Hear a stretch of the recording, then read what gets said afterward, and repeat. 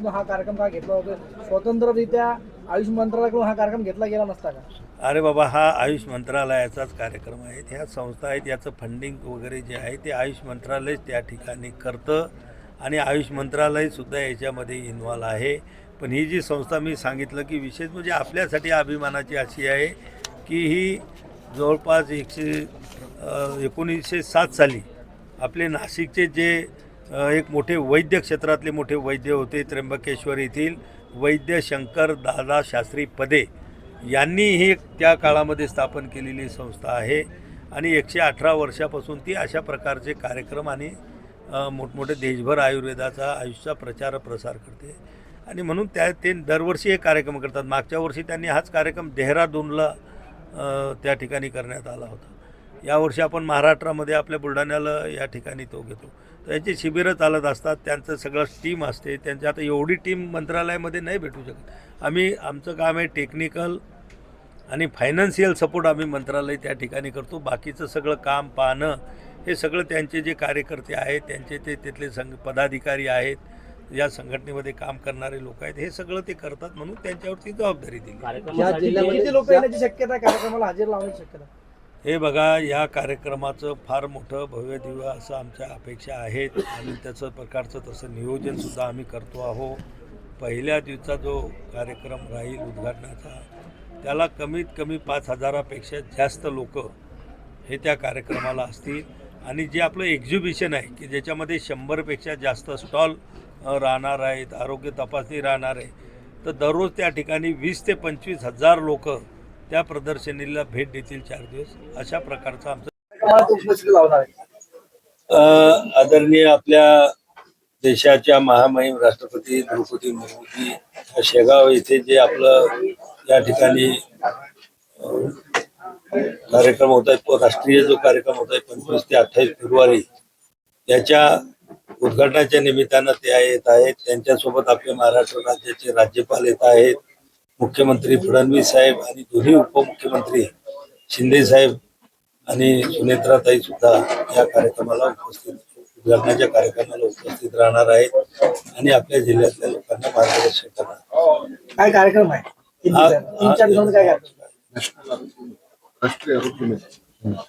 हिंदीमध्ये मराठी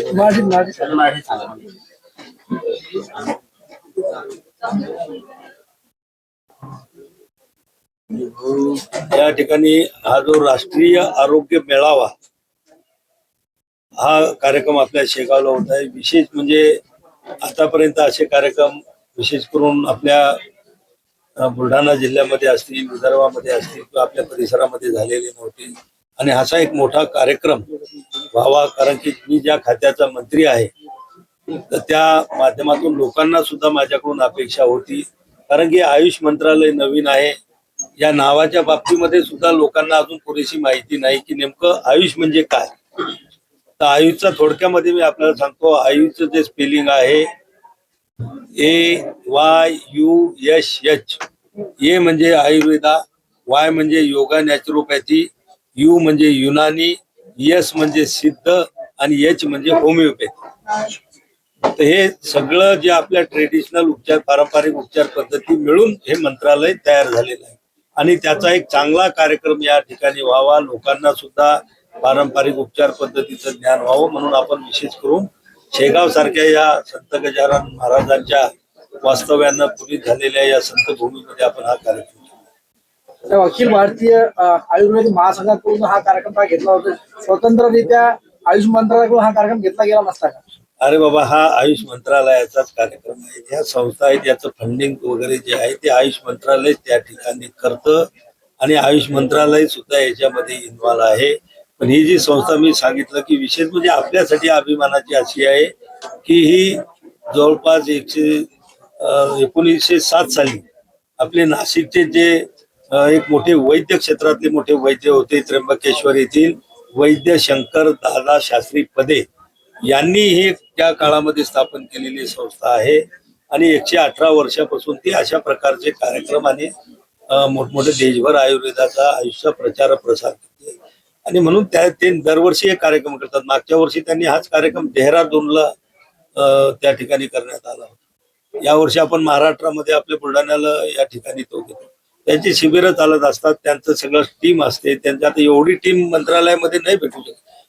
आमचं काम आहे टेक्निकल आणि फायनान्शियल सपोर्ट आम्ही मंत्रालय त्या ठिकाणी करतो. बाकीचं सगळं काम पाहणं हे सगळं त्यांचे जे कार्यकर्ते आहेत, त्यांचे ते तिथले पदाधिकारी आहेत, या संघटनेमध्ये काम करणारे लोक आहेत, हे सगळं ते करतात. म्हणून त्यांच्यावरती जबाबदारी दिली.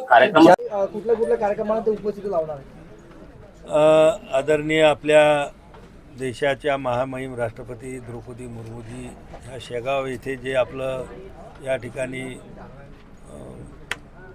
कार्यक्रम होत आहे, राष्ट्रीय जो कार्यक्रम होत आहे 25 ते 28 फेब्रुवारी, याच्या उद्घाटनाच्या निमित्तानं ते येत आहेत. त्यांच्यासोबत आपले महाराष्ट्र राज्याचे राज्यपाल येत आहेत, मुख्यमंत्री फडणवीस साहेब आणि दोन्ही उपमुख्यमंत्री शिंदे साहेब आणि सुनेत्राताईसुद्धा या कार्यक्रमाला उद्घाटनाच्या कार्यक्रमाला उपस्थित राहणार आहेत आणि आपल्या जिल्ह्यातल्या लोकांना मार्गदर्शन करणार आहेत. काय कार्यक्रम आहे?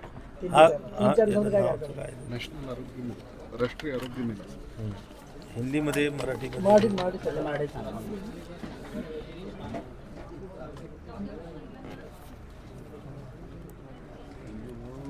या ठिकाणी हा जो राष्ट्रीय आरोग्य मेळावा हा कार्यक्रम आपल्या शेगावला होत आहे. विशेष म्हणजे आतापर्यंत असे कार्यक्रम विशेष करून आपल्या बुलढाणा जिल्ह्यामध्ये असतील, विदर्भामध्ये असतील किंवा आपल्या परिसरामध्ये झालेले नव्हते आणि असा एक मोठा कार्यक्रम व्हावा. कारण की मी ज्या खात्याचा मंत्री आहे तर त्या माध्यमातून लोकांनासुद्धा माझ्याकडून अपेक्षा होती. कारण की आयुष मंत्रालय नवीन आहे, या नावाच्या बाबतीमध्ये सुद्धा लोकांना अजून पुरेशी माहिती नाही की नेमकं आयुष म्हणजे काय. तर आयुषचा थोडक्यामध्ये मी आपल्याला सांगतो. आयुषचं जे स्पेलिंग आहे AYUSH. ए म्हणजे आयुर्वेदा, वाय म्हणजे योगा नॅचरोपॅथी, यू म्हणजे युनानी, एस म्हणजे सिद्ध आणि एच म्हणजे होमिओपॅथी. तर हे सगळं जे आपल्या ट्रेडिशनल उपचार, पारंपरिक उपचार पद्धती मिळून हे मंत्रालय तयार झालेलं आहे आणि त्याचा एक चांगला कार्यक्रम या ठिकाणी व्हावा, लोकांनासुद्धा पारंपरिक उपचार पद्धतीचं ज्ञान व्हावं म्हणून आपण विशेष करून शेगावसारख्या या संत गजानन महाराजांच्या वास्तव्यानं पुनीत झालेल्या या संतभूमीमध्ये आपण हा कार्यक्रम ठेवलेला आहे. तर अंजनी दमनी यांनी आरोप केले की राष्ट्रवादीचे जे नेते आहेत त्याचे पार्थ पवारचं नाव घेतलं. राष्ट्रवादीचे जे नेते आहेत तटकरे वगैरे त्या लोकांनी हे षडयंत्र केलं असा आरोप अंजनी दमनी यांनी केला. हे बघा, त्याच्या बाबतीमध्ये आपले राज्य सरकारनं, मुख्यमंत्र्यानं चौकशी सुरू केलेली आहे. त्याचा जो ब्लॅक बॉक्स असतो तो ब्लॅक बॉक्ससुद्धा आता आपल्याला हस्तगत झालेला आहे. त्याचं सगळं अहवाल तयार करणं सुरू आहे आणि असे वेगमध्ये कोणीही काही आरोप केले असतील किंवा कोणाला काही तशा शंका वाटत असतील तर याची सगळी उत्तरं या चौकशीतून आणि ब्लॅक बॉक्समधून मिळतील. संजय राऊत म्हणतात की अजित पवारांचा जो अपघात झाला हा ऑपरेशन लुटाचा एक भाग आहे. हे बघा, संजय राऊत काय म्हणतात मी तुम्हाला अगोदर सांगितलं की याच्यासाठी चौकशी नेमलेली आहे. CIDकडे तपास त्याचा दिलेला आहे. ब्लॅक बॉक्स जो असतो त्याच्यातला तो हस्तगत करण्यात आलेला मी सापडलेला आहे. याच्यातून कोण काय म्हणते याला काही महत्त्व आहे का?